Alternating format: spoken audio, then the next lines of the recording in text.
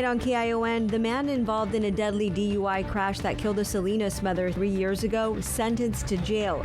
How long he'll be there, and we have reaction from Rosie Figueroa's mother. And it's the 81st anniversary of Pearl Harbor. Thousands of people across the country remembering the day the U.S. was attacked. Plus, a calm day before the rain returns. Our weather forecaster Scott Rates is tracking the next system. And affordable housing in Soledad, why the city's mayor says she's not completely convinced about the project. KION News Channel 46 starts now. Covering the Central Coast, this is KION News Channel 46 at 10 o'clock on the CW. Tonight, a Carmel Valley man sentenced for a DUI crash that left a Salinas mother dead 3 years ago. 21-year-old Jacques Clark was 18 years old at the time of that crash. On December 21st of 2019, Clark and another teenager were speeding along Davis Road in West Acacia. Clark's car rear-ended Rosie Figueroa's, who was driving her mother that night. We specifically say Clark's car because who was actually behind the wheel that night is still unclear.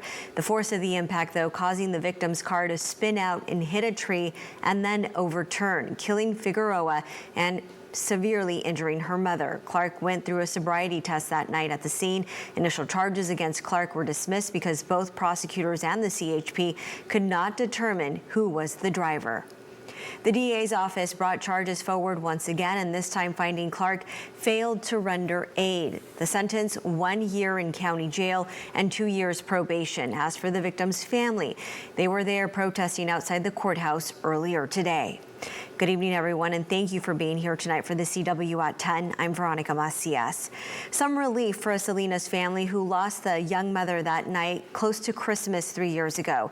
KION's Carl Cook tells us how the family says it's not what they expected, but at least there was some punishment for what happened. So I said, well, I'll take anything over nothing. The family of Rosie Figueroa stood outside the court before hearing the sentencing of Jacques Clark. Today would have been a little more uplifting for Rosie's mother if only the charges were different. First, I was totally excited, but then when I found out that the sentencing was only related to the charge, and the charge was because he didn't call 911 or render any help. I mean, that's it. Even with the charge not being what they wanted, they still witnessed Clark sentenced to at least 1 year in county jail. The assistant district attorney refused to let Clark get away with nothing. So our goal was to build a case that was true and that had proof beyond a reasonable doubt. And in this case, because of how this started off, it took a long time. The Figueroa family even seen support from another person involved in the crash. Investigators say Tyrone Moore was also in the car that hit Figueroa's. Kenya Cox is his cousin. Tyrone died in a car accident. Tyrone was also involved in this car accident. So the way that happened is crazy, but justice is served. This is it. Got to remain optimistic. He's going to go to jail, and we'll see what happens. We'll continue doing our family traditions. We go to the lake in the summer. We do, Thanksgiving, Christmas together, and we'll continue to do that in memory of Rosie, too. The Monterey County DA's office confirming that the other teen, Tyrone Moore, did in fact die earlier this year after a hit-and-run crash in the state of Nevada. And a big reminder tonight around the holidays, please don't drink and drive. Thousands gathering today to mark another year since Japan's December 7th attack in Hawaii. 81 years ago, an anniversary ceremony was held at the Pearl Harbor Visiting Center to honor those who sacrificed their lives. Casey Lund has more from today's events. Well, a very special ceremony here at the Pearl Harbor Visitor Center. There were about 800 guests that were able to get one of the seats here. It was an invite-only event and a very special one on a very important day, December 7th, 2022, 81 years after that fateful day, December 7th, 1941. The crowd with the USS Arizona Memorial in the background witnessed some truly special moments. The first, the flyover from the Hawaii Raptors, those fighter jets flying in a missing man formation right into a beautiful rainbow over the harbor, and then one of our Pearl Harbor survivors saluting the USS Daniel Inouye as it passed through the harbor here. But the most memorable moment came when one of the 2 remaining survivors of the USS Arizona attack, one of the men on board that ship that fateful day, spoke to the crowd via video message. I'm one of 2 remaining survivors from the USS Arizona. My remaining shipmate, Ken Potts, lives in Provo, Utah. I had hoped to be with you in Honolulu for this 81st commemoration, but my 101-year-old legs are not what they used to be. Another survivor of the attack on Pearl Harbor, Sterling Kale, just celebrated his 102nd birthday. He was working as a pharmacist maid in the Navy as those bombs fell over Oahu. He reflected on today's ceremony, his 81st. One of the gentlemen said it's very important that we need to teach the young people more about Pearl Harbor. Do you agree with that? What do you think about that? I think they should know everything that happened on December the 7th. Well, as the years go on, we will have fewer and fewer Pearl Harbor survivors at these ceremonies. Many of the speakers mentioned this, that it's important that we continue to remember what happened here and honor the sacrifice of those brave men. Some of those killed at Pearl Harbor that day include Monterey native Michael Criscuolo. He grew up in the Oak Grove neighborhood and attended the former Monterey Union High School, which is now where Monterey High School is, according to his family. Criscuolo enlisted into the Navy in 1939, right after graduating from high school. He was on the USS Arizona during the attack, and his family says the last time that he set foot in Monterey was in August of 1941, 3 months before his death. Taking a first look at weather now, Weather Authority weather forecaster Scott Rates. Rain, but the little break was very nice out there. If you had some sunshine, probably enjoyed yourself. We do have some storms to talk about on the way, and especially Saturday. I'm expecting some widespread rain on Saturday. It could be heavy at times as well. There could be some more minor flooding out there, and I think it's going to be windy too with this storm that comes through Saturday. You can see some downed trees and power lines out there, the colder temperatures and the snow levels coming down. So we'll keep a close eye on it. The radar from this afternoon, all clear. This puppy was lit up like a Christmas tree a few days ago when Chief Meteorologist Dan Cianca was up here with you. But today, yeah, like I said, pretty clear. All right, let's talk about the future precipitation here. This is for the first system that's going to come in Thursday night into Friday morning. And this is what we're looking at by Friday at 9 o'clock in the morning. You can see the precipitation around our area. Now, there is more of this on the way. It's not going to just be a Thursday event. There's going to be a bigger event come this weekend. I am tracking and timing both weather makers. I'll have that coming up in my complete forecast in just a little bit. We'll see you soon. The city of Soledad now expanding, and nearly 2,400 single and multifamily units could possibly be going to the area. KION's Anna Torrea tells us with the annexation of nearly 700 acres, there are concerns, though, about important designated farmland and affordability by Soledad's mayor.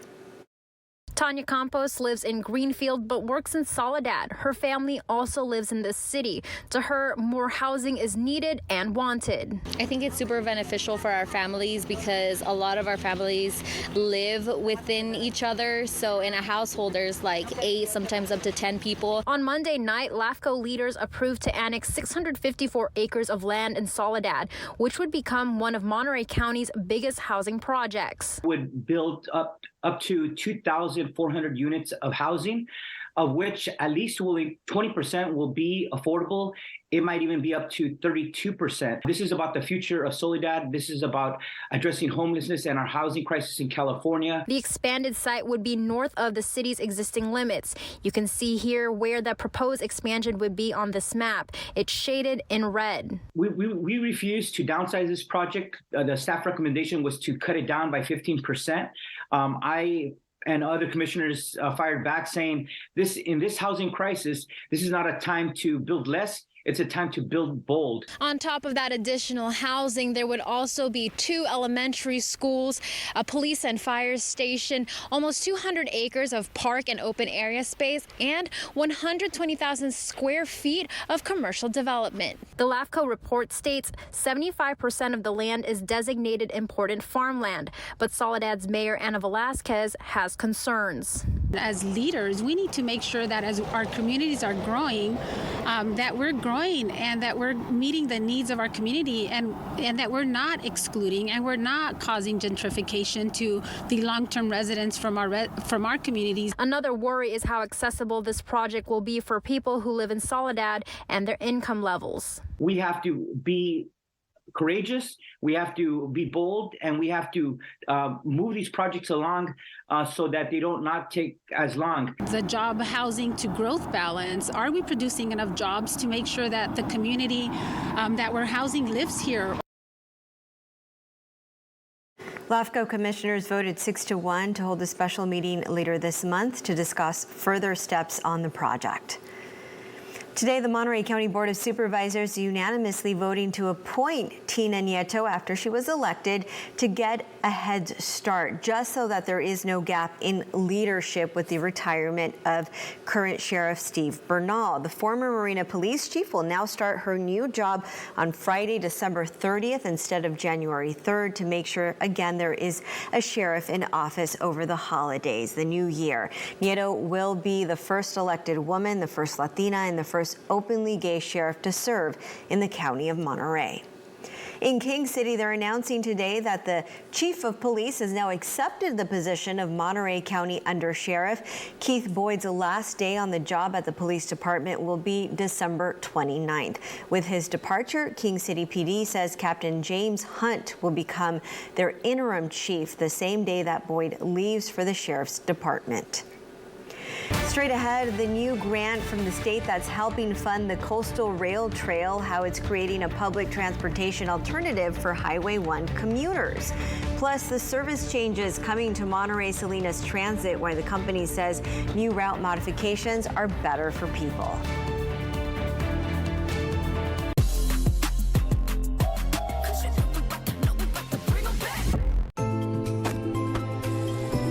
Make this December one to remember. Together. Happy holidays from Lexus. I think it's time for our dragon song. When you're tired and you're grumpy and you want to shout. Pretend you're a dragon and let it out.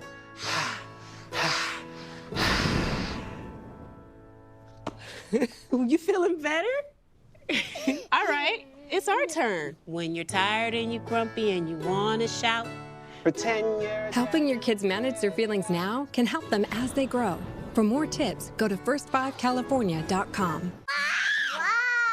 Why not? Explain it with Kid Reasons. Kid Reasons are short, positive statements that tell a child why. Time to put on your jacket, buddy. Why? So you can stay dry and warm. For a quick look at Kid Reasons, go to boystown.org/parenting. Time to buckle up, buddy. Why? Why? To keep you safe. Why? Because I love you. Visit boystown.org/parenting for parenting tips, tricks, and experts. In the society that we were brought up in, it's very hard on little black boys. You have to navigate feelings and emotions so the world don't get you. Sometimes when I cry, I won't know how I'm feeling or why I'm crying. I just grew up never feeling like it was okay to cry. Yeah. And so he really forced me to have to reconnect with the kid that didn't get to cry. That's beautiful. We don't cry. We gon' take our piece of the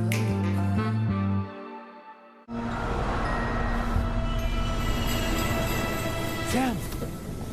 Hey, little brother. Make this December one to remember. Happy holidays from Lexus. Welcome back. Construction for the Santa Cruz Coastal Rail Trail just got some major funding after being awarded more than $103 million by the California Transportation Commission. And that means that more than 18 miles of the Coastal Rail Trail from Davenport to Aptos is now fully funded, which is expected to be finished by 2025, according to Santa Cruz County Friends of the Rail and Trail. The trail improves walkability and bike safety for neighborhoods near the Santa Cruz County branch rail line. It also provides a public transportation alternative for commuters typically dealing with Highway 1 traffic. Taking a full look at weather now. Weather Authority weather forecaster Scott Raetson tonight. Crisp, cool evening on the peninsula with the boats lit up. So beautiful this time of year. Wanted to show you that from earlier. Let's get into it now. We do have a lot to talk about on this Wednesday evening. That next weather maker on its way towards us as we speak. It's going to be here in about less than 24 hours now. You can see what it looks like tomorrow, 6 o'clock in the evening. There it is, right there, just off our shore. It's starting to knock on the door in the Bay Area, coming down into Salinas. It will be coming through late Thursday night and into Friday morning as well. You're going to get some showers in the morning too with this next weather maker. And then let's talk about the weather maker after that. You can see it starting to form here. And then by Saturday, 1 o'clock in the morning, look at this puppy sitting just off our shore. And this thing will be barreling towards us. This one is going to have more rain than the one we see Thursday night into Friday. This one also going to pack a little bit of a punch. I think on the coastal areas, we could see some wind gusts as well. We'll have to keep an eye out for power outages as this one starts to move in on Saturday. So that's what that looks like with the next weather system and the weather pattern out there. Let's walk you through your futurecast with the next round of rain that is coming in. Here is tomorrow, 6 o'clock in the morning, or at night, I'm sorry, and you see Santa Cruz, Boulder Creek starting to get in on some of the rain. It will move into Watsonville. It will move into Monterey. It'll move into parts of Salinas as well. And then the patchy showers throughout the night into the morning, all the way until around 9 o'clock. And I think by 9 o'clock, it will clear out just a little bit. It'll still be very cloudy out there, and there could still be a possibility for some stray showers moving throughout Friday, but I don't think it'll be much. So let's stop it right here. 6 o'clock in the morning on Saturday. Look at this stuff starting to really move in now. Santa Cruz and Boulder Creek first, but then Futurecast lighting up here. Saturday at 11 o'clock in the morning, Morgan Hill and Gilroy getting slammed with some rain here. There's going to be wind on the coast all the way from Big Sur up to Boulder Creek. Big Sur, by the way, that stretch of Highway 1 reopened today after the mudslide that was down there, that closing that, affecting so many businesses down there, I know. But as we look at this Futurecast Saturday at 11 o'clock, it's going to be coming down again. So we're going to have to keep a very close eye on that stretch of Highway 1 down in Big Sur to make sure it doesn't get washed out once again, shutting it down. So we will keep you updated with that. But you can see widespread showers all throughout our area, all the way into Saturday evening, 7 o'clock, still more. And I think they will linger into Sunday as well. This is Sunday morning, still showing patchy showers as well. So the timing of this, it could change just a little bit depending on how fast that front wants to move through. It's still kind of a ways out, but it's getting here and the models are starting to line up. So we will keep a close eye on this. Our chief meteorologist, Dan Sionko, he is the expert. He will be back up here tomorrow night tracking and timing this thing for you so you know what you can expect. But that's what the Futurecast is predicting right now. Here is the forecast where you live when it comes to the temperatures. You see those mid-50s in Santa Cruz for your high temperatures and the upper to mid-30s as you go up in the mountains, a little cooler, like it should be this time of year. It's winter, right? Moving into winter. We are in winter. Salinas sitting at 53 degrees for your high, 39 degrees for your low. And Marina amongst those dunes, 56 and 38.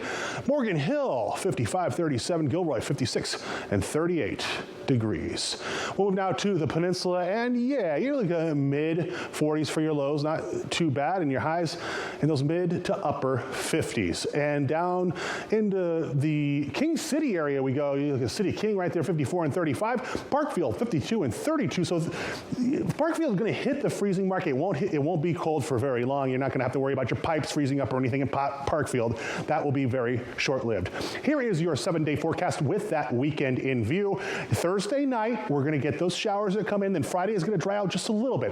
Saturday, though, is going to be that big weather maker that is going to widespread showers throughout our area. We're going to see the wind on the coast as well. So we'll keep a very close eye on Saturday on the coastal areas. As for the inland areas, pretty much the same thing, that Thursday night event, and then drier on Friday, but then Saturday and Sunday looking very wet. Saturday, I do believe, will be a washout in most areas, and the temperatures, just those mid to lower 50s for your high temperature there, and lower 40s for your lows. So we'll keep a close eye on that rain as it moves in.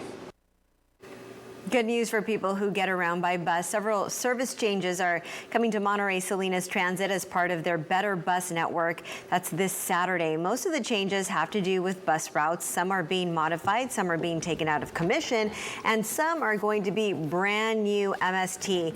They're also lowering bus fares by making it a flat $2 rate. This fee also covers 2 hours of unlimited travel for people, according to the company's general manager. He also says changes are the result of what the community wanted by community feedback.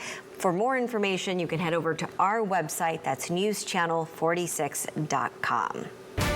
All right, we're joined now by our sports director, Maxwell Glenn, who has more on the 49ers. All eyes on Jimmy G. Yes, we do. All eyes on them. We got Warriors, we got Sharks, the latest on Jimmy's injury and the future of his progression. We'll tell you more in a few minutes.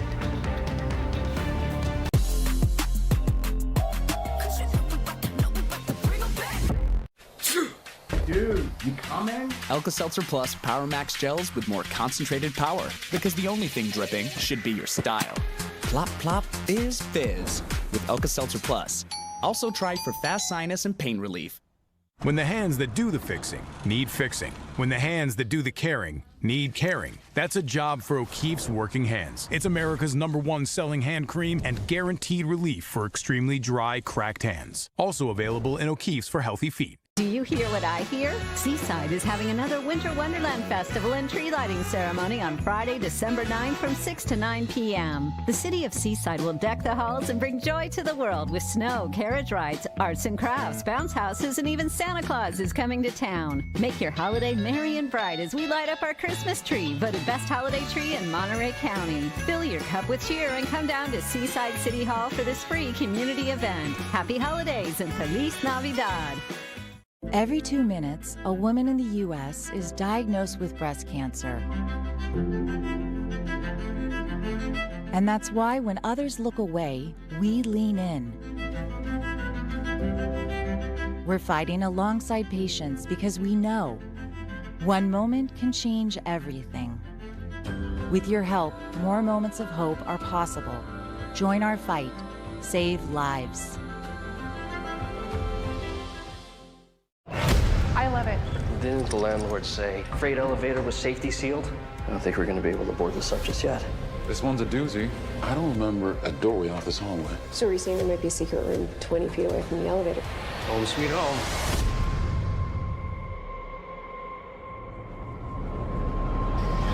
The 2022 iHeartRadio Jingle Ball, featuring Dua Lipa, Lizzo, Charlie Puth, and many more. Saturday, December 17th, only on the CW. Time now for a look at the latest in sports, and we start with breaking news from Monterey Bay FC. We are hearing tonight that the club has agreed to a new contract with defender Hugh Roberts. Our sources confirm it's a one-year contract with a second-year option. That means the captain is back. It also means that all 4 members of last season's starting back line are returning, the same line that helped the Crispin Kelp to 11 shutouts on the season. At the individual level, across 2,735 minutes, Roberts scored 3 goals, adding 1 assist. On defense, he recorded a team-high 124 saves, clearances that is, 40 interceptions, 29 blocks, and 28 tackles. Monterey Bay FC locking down another key player ahead of the sophomore campaign. Meantime, it was a rough night for Bay Area sports fans. The Sharks falling to Vancouver 6-5 just moments ago, but we'll talk more Sharks tonight at 11. Right now, let's focus on the Warriors, and things got heated in Salt Lake City. With under a minute to play and Golden State leading by 2, Jordan Clarkson drives at the basket. He's met by Jonathan Kuminga in the paint, and the two get wrapped up after Kuminga comes down with the ball. Both are hit with a flagrant 2. Here's a look at that play that caused the scuffle as tempers flare. Things getting out of hand here, but with 7 seconds left in the game, things get out of hand literally for Golden State. On the inbounds pass to Jordan Poole, the pass is tipped. Utah recovers, and a Fontecchio slam seals the deal. The Jazz take the victory right out from under the Warriors, winning 124-123. Back in the Bay, the 49ers providing an update on Jimmy Garoppolo today, but before we get to the latest on the Santa Clara, or latest from Santa Clara, let's recap. This past Sunday, Garoppolo injured his foot on this play early in the Dolphins game. In fact, it happened only 8 plays into their opening drive. Now, originally, Garoppolo was expected to undergo season-ending surgery on his foot. Yesterday, it was revealed that he avoided a Lisfranc injury and did not require surgery. The window for rehab now 7 to 8 weeks. That suggested there might be a chance he could return for the divisional or the NFC title game, but today, head coach Kyle Shanahan said he's not confident on a playoff return. Still going to be a big recovery, but much less than what we anticipated, which is awesome news for him in the offseason. He'll be good to go right away, so it won't be like last year. Just really, I mean, there's that way outside chance, you know, late in the playoffs or something like that, but it's just an outside chance. We're not really real optimistic about that, but they didn't rule it out. And that is your look at sports. We'll be right back.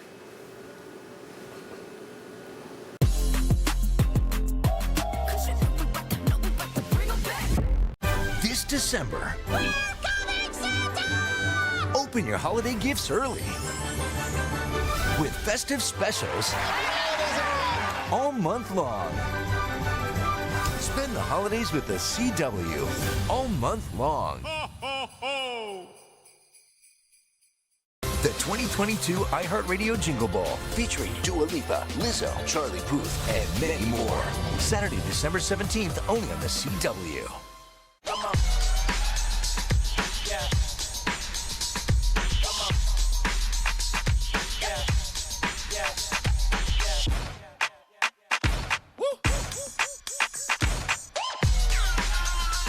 You're not going to get it all right.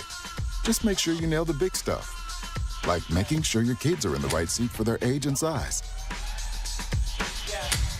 Get it right at nhtsa.gov/the-right-seat. Hi, I'm Smokey Bear, and I made an assistant to help you prevent wildfires. Dude, I've got this. I've been camping since I was 5 years old. But I am a camping influencer. You know what? I'll bet you $5. Okay. Assistant Smokey, what is the best way to put out a campfire? To put out a campfire, drown with water, stir, drown again. Then make sure the fire is out cold by feeling with the back of your hand. Wait, really? I'll take the $5. Welcome home, Star family. Look out, world. Starman is back. Yeah. Would you like some help with that? We can help the bad guys break good. We don't want you here. They're not our enemies anymore. We have to act together as a team. The JSA or the ISA, our town needs us again. Stargirl. New episode this Wednesday at 8/7 Central. Only on the CW. Welcome back. Well, nearly 300 lights outline the shape on the slopes of Ingeno Hill. It's close to a medieval town in central Italy, and the record-breaking tree here is a nearly 3,000 feet high and more than 1,500 feet wide, according to the Guinness Book of Records. Locals in the area say setting up this Christmas tree tradition, it dates back to 1981. Man, that's big. Very pretty. It is Yeah. very big. Imagine all the time it takes to get up to the top. Oh, I bet, yeah. To set it up, too. Yeah, I mean, I thought setting up my Christmas tree was pretty bad. We broke a couple of ornaments trying to do that, so it must be hard aligning all the lights. Imagine one going out. Oh, yeah, and the whole strand follows, you know. Thanks for joining us tonight. Have a good night.